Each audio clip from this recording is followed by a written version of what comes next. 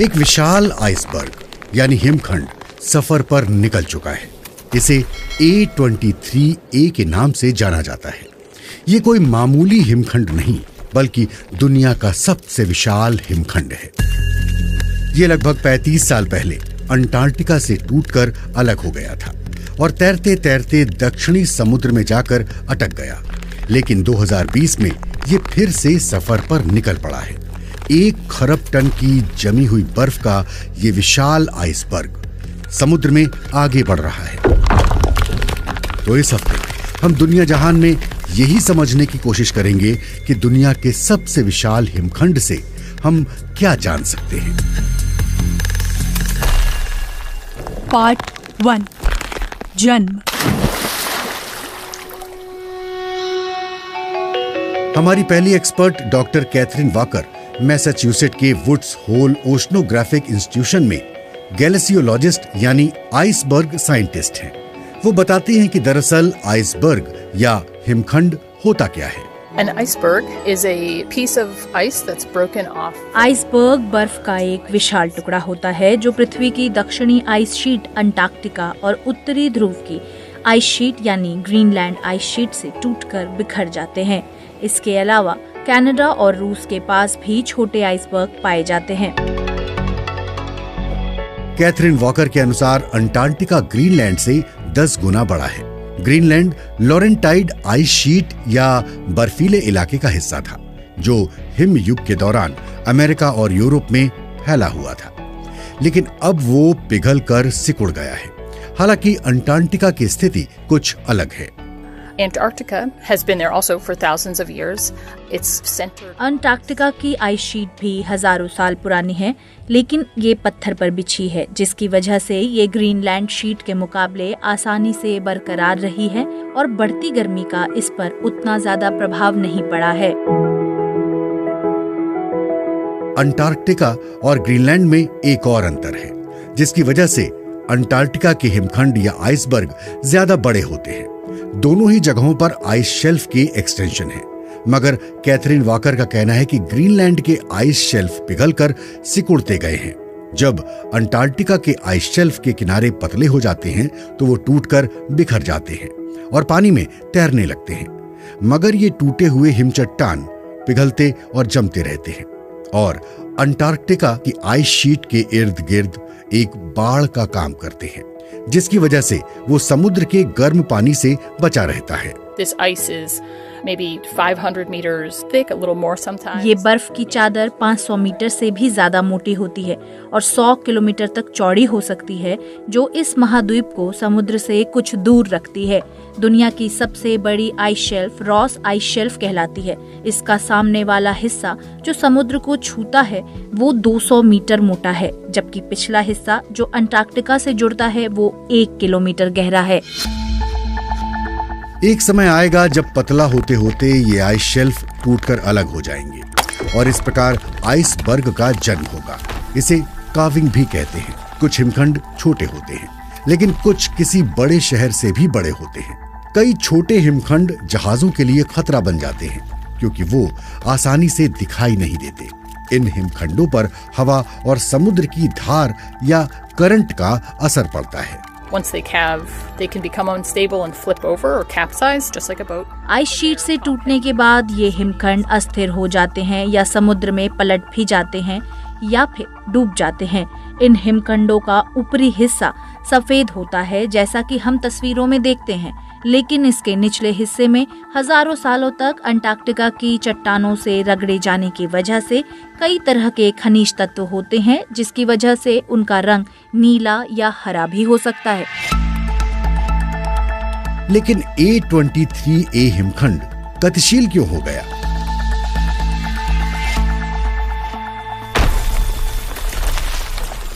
Part 2 विघटन।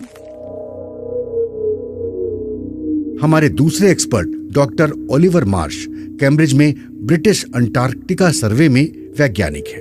वो कहते हैं कि A23A हिमखंड का क्षेत्रफल लगभग 3800 वर्ग किलोमीटर है, जो न्यूयॉर्क राज्य के लॉन्ग आइलैंड इलाके जितना बड़ा है। A23A is unusual in that it's quite close to being a square shape. A23A हिमखंड का आकार कुछ निराला है। ये चौकोर आकार का है और दोनों दिशाओं में 60 किलोमीटर तक फैला है। ये लगभग 300 मीटर मोटा है, जिसका 10% हिस्सा पानी की सतह के ऊपर है। हिमखंडों का लगभग 90% हिस्सा पानी की सतह के नीचे तैरता है। A23A उस हिमखंड से हजारों गुना बड़ा है जिससे टकराकर टाइटैनिक जहाज डूब गया था। ओलिवर मार्श दक्षिणी समुद्र में वेडल सागर की आइस शेल्फ यानी हिम चट्टान पर स्थित रिसर्च स्टेशन से हिमखंड के विघटन या कहें टूटने की प्रक्रिया का अध्ययन करते हैं। सिर्फ बड़े हिमखंडों को ही आधिकारिक तौर पर अमेरिका के आइस सेंटर द्वारा नाम दिया जाता है। A23A के नाम का पहला अक्षर कैपिटल A23 दरअसल अंटार्कटिका के उस हिस्से को दर्शाता है जो अंटार्कटिका और वेडल प्रायद्वीप क्षेत्र के बीच है। A23A नाम के आखिर में छोटा a ये बताता है कि आइस शेल्फ यानी बर्फ की चट्टान से टूटने के बाद इस हिमखंड का दोबारा विघटन हुआ है और इसके सबसे बड़े हिस्से को A23A के नाम से जाना जाता है। फिलहाल A23A दुनिया का सबसे विशाल हिमखंड इसलिए है क्योंकि उसका आकार अभी तक बरकरार रहा है। लेकिन अब तक का सबसे विशाल हिमखंड B15 था, जिसकी जानकारी वर्ष 2000 में सैटेलाइट के जरिए मिली थी। ये रॉस आइस शेल्फ से टूट गया था और A23 से 3 गुना बड़ा था। अनुमान है कि जुलाई 1986 में ये हिमखंड आइस शेल्फ से टूटकर अलग हुआ था और बहते हुए कुछ दूर तक चला गया था। So there's a shallow area just off the front of the Filchner ice shelf. ये टूटने के बाद बहते हुए फिल्चनर आइस शेल्फ के उथले हिस्से में जाकर अटक गया था, मगर वहां भी इस पर बर्फ गिरती रही। हालांकि वह इलाका काफी ठंडा है, मगर बीतते समय के साथ उसके किनारे पिघल गए होंगे और यह दोबारा आगे बहने लगा। A23 के आगे के सफर को हवा और दक्षिणी समुद्री करंट या धारा दिशा दे रही है। In Antarctica, the icebergs travel around the coastal current. Antarctica से हिमखंड समुद्री धाराओं के साथ बहते हुए वेडेल सागर तक पहुंच जाते हैं और वहां से अंटार्कटिका प्रायद्वीप के पूर्व में एक ऐसे क्षेत्र से गुजरते हैं जिसे हम आइसबर्ग एली यानी हिमखंडों की पगडंडी कहते हैं।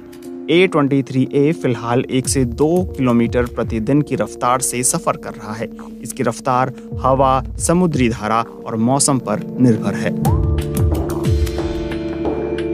लेकिन अपने इस सफर के दौरान A23A पारिस्थितिकी या इकोलॉजी में एक महत्वपूर्ण भूमिका भी निभा रहा है। पार्ट 3 हिमखंडों की भूमिका। हमारी तीसरी एक्सपर्ट जेमा वेडहेम नॉर्वे की UiT या आर्कटिक यूनिवर्सिटी में प्रोफेसर हैं। उनका कहना है कि वो समुद्री जीवन में काफी महत्वपूर्ण भूमिका निभाते हैं। जैसे जैसे हिमखंड पिघलते हैं, उनके भीतर से कई पोषक तत्व और खनिज समुद्र के पानी में घुलते हैं, जो समुद्री पौधों के फलने फूलने में खाद का काम करते हैं। इन पौधों पर छोटी मछलियां पलती हैं, जो बड़ी मछलियों का आहार बनती है। इसलिए हिमखंडों के इर्द गिर्द पानी पर तैरने वाले कई पौधे और शैवाल पलते हैं और पक्षियों के लिए भी यह बेहद अनुकूल साबित होते हैं। यानी समुद्री जीवन के तेजी से फलने फूलने में हिमखंड काफी मददगार साबित होते हैं। जेमा वेडहेम कहती हैं कि दक्षिणी सागर में धूल से मिलने वाले आयरन की काफी कमी होती है। हवाओं के जरिए धूल पूरे वायुमंडल में आयरन बिखेर देती है, लेकिन दक्षिणी सागर आयरन के स्रोतों से बहुत दूर है। कई समुद्री पौधों को पलने के लिए आयरन की जरूरत होती है, जो उन्हें हिमखंडों से मिलता है। मगर हिमखंडों में ये आयरन कहां से आता है? मूल रूप से आइस शीट यानी बर्फ की चादर में आयरन होता है, क्योंकि सदियों से वायुमंडल से धूल आइस शीट की बर्फ पर बिखर कर जमा होती रही है और इस प्रकार वो हिमखंड में भी जम जाती है। हिमखंडों से मिलने वाले आयरन से उसके इर्द गिर्द पलने वाले फाइटोप्लैंक्टन वायुमंडल से कार्बन डाइऑक्साइड को सोखते हैं, जब ये मर जाते हैं तो वो कार्बन समुद्र में जमा हो जाता है। यानी पर्यावरण में कार्बन को कम करने में हिमखंडों की भी भूमिका है। वो कितना कार्बन सोखते हैं ये जानने के लिए वैज्ञानिक शोध कर रहे हैं। जेमा वेडहैम कहती हैं कि कुछ का अनुमान है कि दक्षिणी समुद्र में फाइटोप्लैंक्टन चंद प्रतिशत कार्बन डाइऑक्साइड सोखते हैं, जबकि कुछ अनुमानों के मुताबिक वो लगभग 30% कार्बन डाइऑक्साइड सोखते हैं। लेकिन हिमखंडों से कुछ नुकसान भी होता है। हम ये भी सुनते हैं कि हिमखंडों के कारण व्हेल मारी जाती है। इसमें जमा कार्बन की वजह से दूसरे पौधों और जीवों को भी काफी नुकसान पहुंचता है। लेकिन ये भी कहा जा सकता है कि इससे कोई एक प्रजाति अत्यधिक प्रबल नहीं होती और जैव विविधता बरकरार रहती है। यानी प्रकृति एक हाथ से देती है तो दूसरे हाथ से छीन भी रही है। हिमखंडों की ये भूमिका जारी रहे, इसलिए ये जरूरी है कि धरती पर आइस शीट यानी बर्फ की चादर भविष्य में भी बरकरार रहे। पार्ट 4, आखिरी सफर।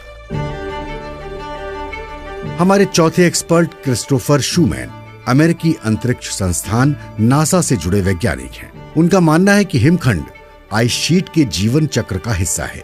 इसमें गौरतलब बात तब होती है जब बड़े हिमखंड आइस शीट से टूटकर समुद्र में आ जाते हैं। छोटे और बड़े हिमखंडों का टूटकर अलग होना जलवायु परिवर्तन के संकेत देता है। मगर हिमखंडों के समुद्र के गर्म पानी में पहुंचकर पिघलने से विश्व में समुद्र का जलस्तर नहीं बढ़ता, क्योंकि हिमखंड में उतना ही ताजा पानी जमा रहता है जितना उसके समुद्र में पहुंचने के सफर के दौरान समुद्र से खारा पानी विस्थापित होता है। पृथ्वी पर गर्मी बढ़ने से अलास्का, हिमालय और एंडीज के छोटे बड़े कई ग्लेशियर या हिमनद तेजी से पिघलने लगते हैं और दोनों ध्रुवीय आइस शीट पर भी गर्मी का यही असर दिखाई देता है। ग्रीनलैंड के इर्द गिर्द ग्लेशियर काफी तेजी से पिघल रहे हैं। आसपास की भूमि पर बढ़ती गर्मी के कारण बर्फ तेजी से पिघल सकती है।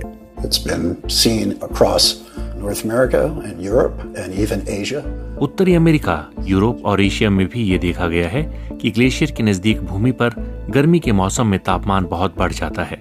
कई जगह जंगलों में आग लग जाती है, जिसके धुएं के कण ग्लेशियर तक पहुंच जाते हैं, जिसकी वजह से उनका रंग काला पड़ने लगता है। और इन धुएं के कणों की वजह से गर्मी के दौरान बर्फ तेजी से पिघलने लगती है।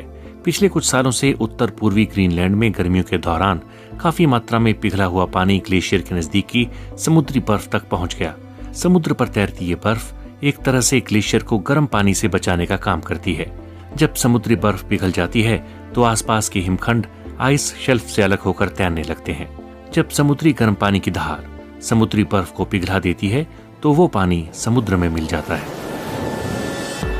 तो हम कह सकते हैं कि समुद्री बर्फ के घटते स्तर से जलवायु परिवर्तन के स्तर का अंदाजा लगाया जा सकता है।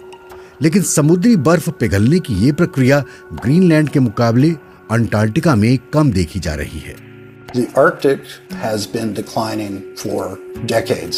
आर्कटिक या उत्तरी ध्रुव के क्षेत्र की स्थिति कई दशकों से बिगड़ती जा रही है और सैटेलाइट डेटा के जरिए उसका अध्ययन भी किया गया है। मगर अंटार्कटिका की स्थिति इतनी स्पष्ट नहीं है।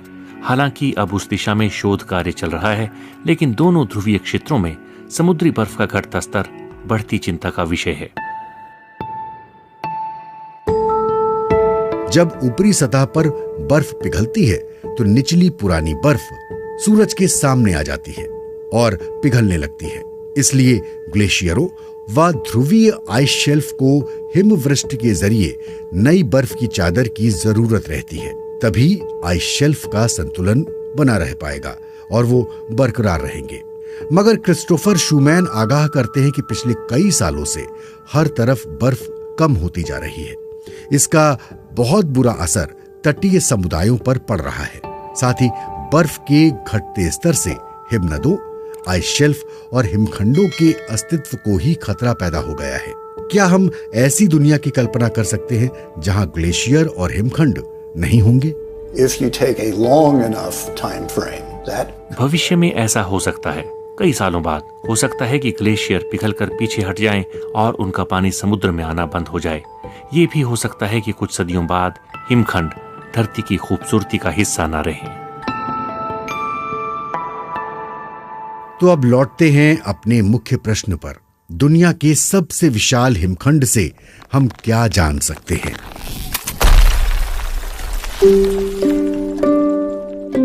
हिमखंड केवल समुद्री पौधों और जीवों के लिए एक तैरता हुआ खूबसूरत खाने का डिब्बा नहीं है जिस पर वो फल फूल सके, बल्कि ये हिमखंड एक चलता फिरता वार्निंग सिस्टम है जो हमें भविष्य के खतरों के बारे में चेतावनी दे रहा है। हमारे एक्सपर्ट क्रिस्टोफर शूमैन कहते हैं कि हमें ध्रुवीय आइस शीट को बेहतर तरीके से समझना चाहिए, क्योंकि ये हिमखंड हमें बता रहे हैं कि वहां स्थितियां बिगड़ रही हैं, जो पर्यावरण के लिए आने वाले वक्त में बड़ी चुनौतियां खड़ी कर सकती है।